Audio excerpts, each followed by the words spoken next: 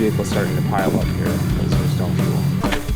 Just a little bit in there. Unfortunately, all the first come, first served sites are taken. We had a really frustrating time getting across the Pelly River crossing and left us another camper, semi, another truck, massive line building up. Or there was, looks like a major accident. A tanker had rolled off the side of the road and they were trying to get the fuel pumped out of it. So we never got up to speed. It's a little bit hotter today. The sun's in full blast, not a cloud in the sky. Can't get fast enough to cool our transmission down. The engine can do it, no problem. The transmission cannot stay cool. Should be able to finish this climb now. Beautiful area at least. Comfy place.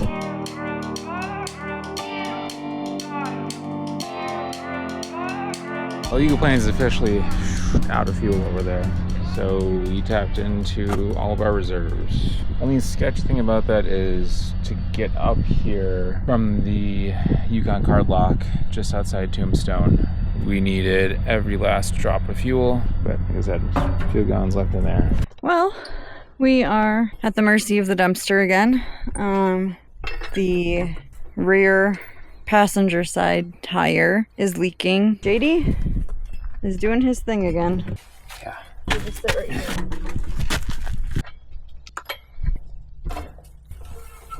We got enough of this on here.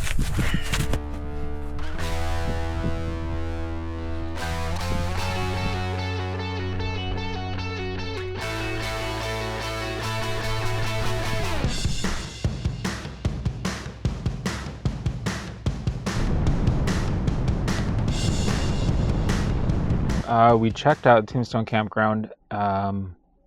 Unfortunately, all the first come, first served sites are taken. Some other ones are reservable. Those have also been taken for a long time.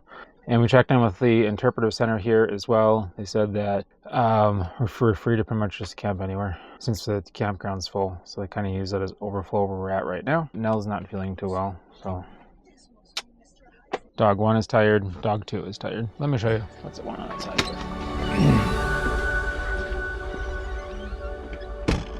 So not bad for a parking lot, right? I don't think there's really anywhere that you can go wrong in Tombstone here. So the interpretive center is just up there. Obviously we're camped right here.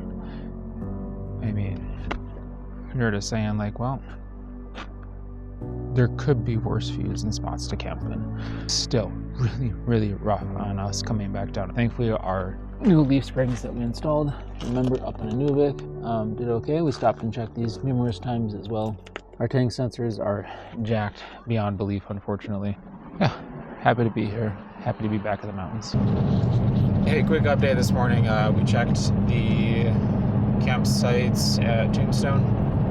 I wasn't able to find any that would fit our camper that were empty. Anyways, right now we are racing down to the start of the Dempster. We didn't have enough fuel, so we took our last remaining 2 gallons in our jerry can in the back, and it wasn't even enough to really change the gas gauge. So our range never updated, so it says we have 22 miles left. We still have about 30 miles to go.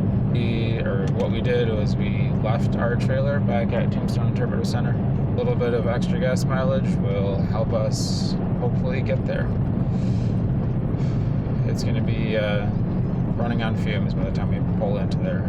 We made it. Let's see here. With about, you can't even tell, but 9 miles of range left.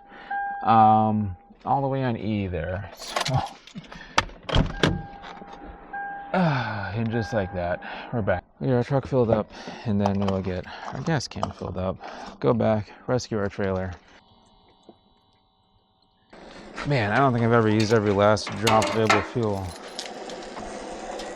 It's empty. Every last drop of available extra fuel got us here. Dempster, you truly are a challenging highway. Holy cow. Well, that's done for a second.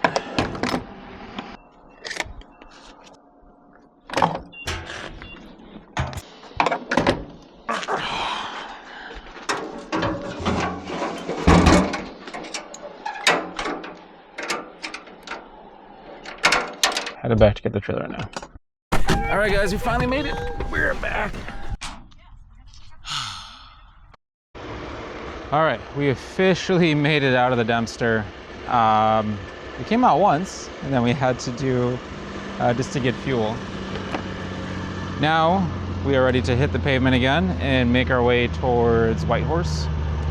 So what we're gonna do now is just air the tires up quick. Oh boy, if that would lock. That's not good.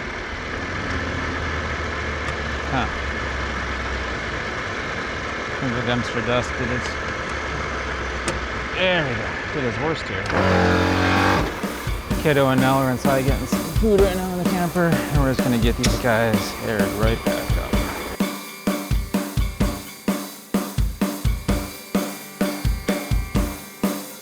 Oh, also forgot to mention, so now that we're officially off the Dempster, now that we survived the Dempster, I had a commemorative item.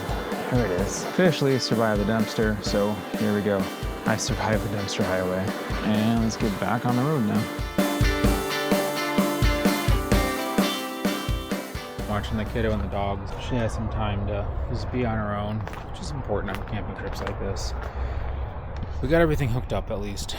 We're just using water right now. I did do a fill already because tomorrow we'll be back into the wild again. So we're just running off. We're charging up our batteries. It is very, very cloudy right now. We're ready for a fire tonight. Now I'm going to do a quick check. I get on the filter. I'm sure it's got a decent amount of dust. So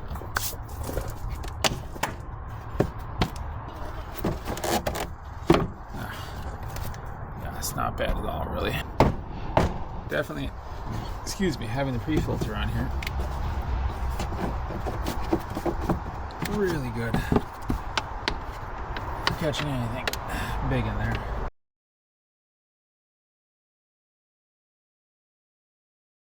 All right, hey there. We're going to be getting the trailer brakes fixed now. I hope. Just need to strip those wires out.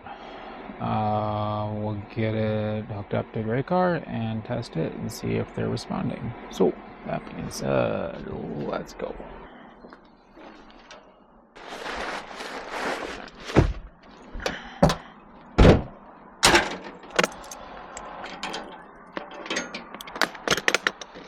Tape. Let's grab some wire strippers. See what we have going on over here. So let's see what's going on here. Brake line right there, and then that's our brake for this guy, and those go to other side over there, and use some proper connectors on there. You see what I used was these splicers. I was able to squeeze these tight earlier yesterday because I didn't have a pair of pliers for these quick splicers. That is honestly probably the issue. We'll see if this was the connection issue. Let's go grab Gray Car. I'll just back up quick here. Plug in, see if we're getting a signal. Hey, there we are. That's what we're looking for.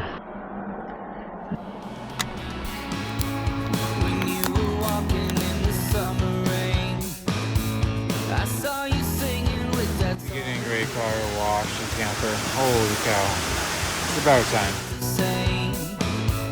You could have asked me to do anything.